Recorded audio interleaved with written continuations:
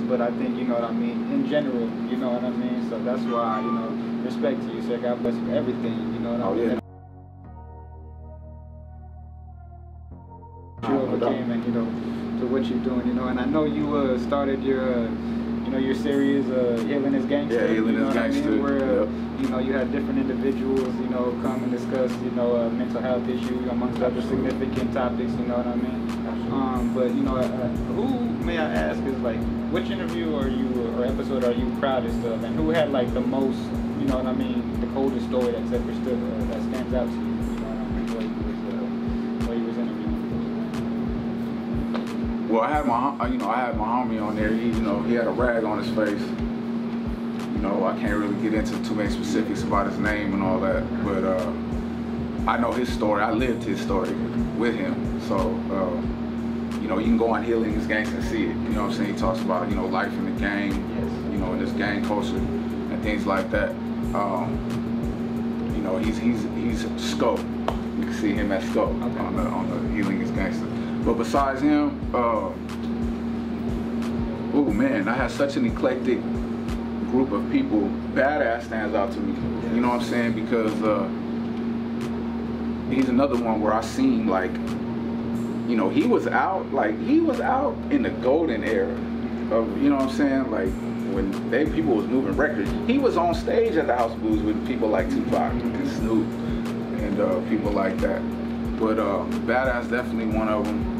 I've had some boss females that were really about that gangster life. You know, that will tell you things from like the female side from the streets, which I was proud of. Man, let me see, let me think.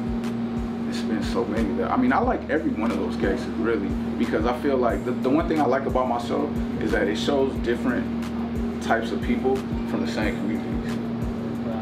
You know what I'm saying? Like, I think when people think about people from our communities, whether it's black or brown or, you know, whatever, they get this stereotype. Yeah, it's always the one point of view. You know what I'm saying? Of what we are and what we, you know, and what we think about, what we like to do, and things like that.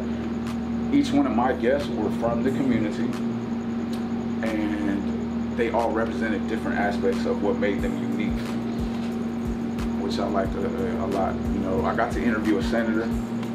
That hasn't aired yet. You know what I'm saying? Yeah. That's one. Yeah, I was about to say that's one I haven't seen. Yeah, and I'm building. Yeah, you know, I'm gonna start the second season, and probably within the next couple weeks. Okay.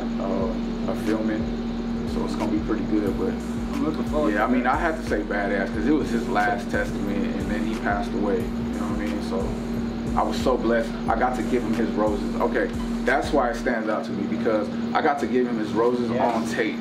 Like, I told him how much I loved him, and I was like, man, you're great. I gave him a tribute. Like, we had like a screen in the back of it, and I played like his hits, like the videos.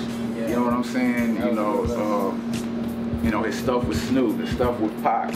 Crazy, you know, and we got the vibe in front of everybody. Like, it was a whole crowd there, and we vibed listening to this legendary music that he did, that him and himself, a legend, did.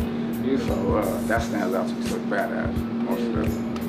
Yeah, from all of your, you know, your intricate studies and, of course, all of your, you know, up close and personal experiences, I know came a lot of wisdom and knowledge that you wish that you know that you had back in the day. You know what I mean? When you was coming up, you know, what is one mental health fact that you feel like everybody should know? You know what I mean? Going, you know, taking every step in life. How to calm yourself down. Being able to breathe in a moment and really balance out your options. You know what I'm saying? Our race of people are always living paranoid. We're always hypervigilant. You know what I'm saying? Meaning we're running around ready to die, or we're running around ready to kill. All right? Now when you're living like that, your body is like constant heart beating like this, blood pressure's going. You got a stress hormone called cortisol, which hardens your arteries, makes your blood circulation bad, on top of the bad food that we eat and all the bullshit that comes along with being minorities out here. It all leads to a short life, you know, and then it affects our decision making. You know, we're making decisions based on emotions. You know what I'm saying? And that can cost you your life, or it can cost you, or it can cost somebody else's life from the life that you take. You know what I'm saying? Or you get locked up, or whatever. You know what I'm saying? So I feel like if we're able to breathe, you know, and not just in like the street shit, but like in life, like when you feel overwhelmed with like, it could be anything. If you're a college student, it could be homework. If you're a regular, it could be, you know, you having a fight with your girl, or, you know, going through it with your friends, whatever. Like, to be able to breathe and recognize the blessings around you and that things aren't that bad, and to sit there and calm everything down, because when you breathe, you put oxygen to your brain. That slows your brain and your body down. So now it opens up your brain neurologically to be able to think better. You can look into the future now. When you're living life running from the bear, like we call it in psychology, or you're living life constantly ready for the bullshit, and you're just loped up all the time, physically your brain closes down. It's like a smartphone. Like if you put your phone like on battery saver, your phone's not gonna be able to do certain shit. You're not gonna be able to go on the internet. You're not gonna be able to do certain things. That's the same way your body works. Like when you constantly, the adrenaline and, you know, the norepinephrine is moving, your brain starts to shut down. Your brain stops focusing on certain things. And one of those things that it stops focusing on is the future. It's focusing on right now. What I gotta do right now. Feel what I'm saying? But to be able to build a plan for your life, you gotta be able to think long term. We become short term with all the stress and all those. Exactly. So that's the lesson that I would give to people. Look up breathing techniques, mindfulness techniques, so that you can calm down, especially if you're from the neighborhoods, especially if you're from like places like I'm from, like where we're from, like calm down, think about what you're about to do. You know what I'm saying? And really make the best decision that's gonna benefit you in the long term, as well as the short term, you know? Amen, son. One of my personal favorite memories with Taje was at one of the shows on the tour, you know, and I believe it was at the House of Blues, if I'm not mistaken, you know, and it was you know, an incredible tour, you know, because they had like a lot of guests come through, you know, Mopreme Shakur and you know, Dr. Dre. And it was incredible because I still remember being at that show, and I was you know, just always there, you know, to be to show love and support, you know. But I remember just being there, and I remember Bishop and Taje and everybody, the whole fam was on stage, and you know, I was low-key like in the corner, you know, low-key corner front row, you know, watching it all go down, and Bishop had spotted me, and he literally pulled me up to the stage, you know, to rock with them, you know what I mean, and, you know, me and Bishop were up there doing our thing, and then Taje had came to our side of the stage, and, you know, Taje had the, you know, the fattest blunt in the world, you know what I mean, and he saw me on stage, and he was like, what the, you know, and because he didn't know I was there, and then he had passed it to me, and me and him smoked that thing, and like, you know, I remember security came trying to tell us to put it you know, to put it out, and obviously, which is something that wasn't going to be happening, but that night I will always remember with the fondest of memories, you know, and that's why I always appreciate him, you know, for, you know, helping me make them, you know, so that was probably one of my best all-time, you know, memories with him, so good looking out, man. Yeah, man, so, you know, truth be told, I just want to say, man, you are truly accomplishing so much as it is, and I think one of the realest things about it is that you're only getting started, you know what I mean?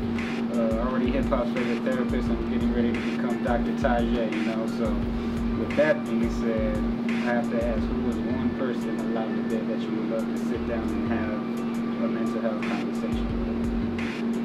Alive or dead? Alive and or dead, like who was somebody that you would just love to sit down and have, you know? Tupac.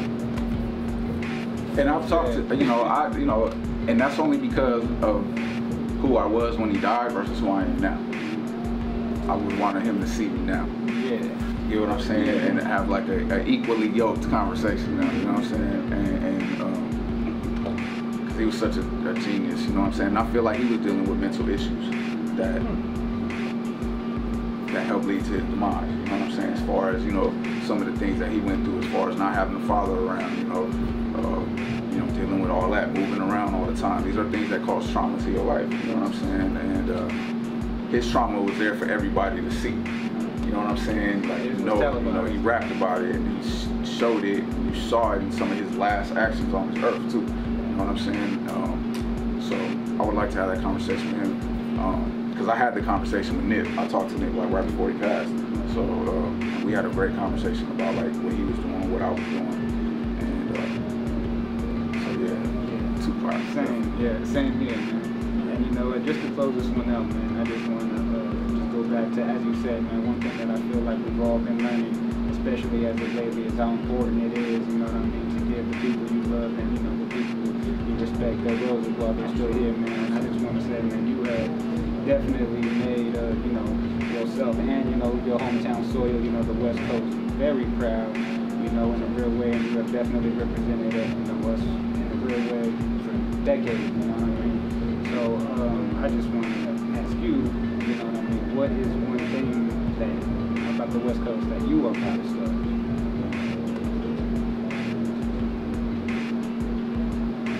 The proudest thing from the West Coast? Just how we made our lifestyle a staple in this game. Like, everywhere I look, I see the West Coast, bro. Like, in the way people dress, the way they are in the streets. You know, the signs they throwing up, you know what I'm saying? You know,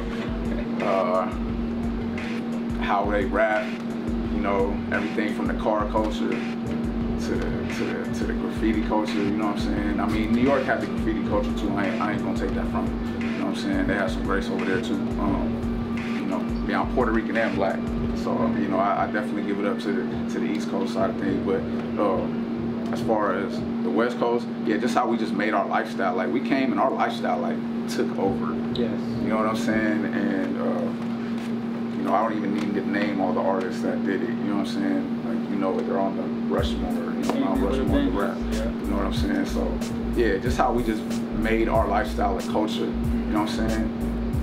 You know, they may not like us, but they love our culture. You know what I'm saying?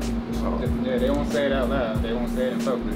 Yeah, you know, I mean, everybody comes out here, they know what's up. Yeah, you know what I mean? They already know. Straight up. Yeah, Taje family, much appreciated, man. Good way, man. Yo, with that being said, let's stop. Oh, and just want to give a shout out, you know, to all of my people out here in the B-side show, you know, Shay, Rabbit, I appreciate y'all in a real way for allowing us, you know, to use the facility, you know what I mean, to, you know, put this together, you know, respect y'all in a real way. Taje, salute to you, family. Yo, and just like that, we out. 100.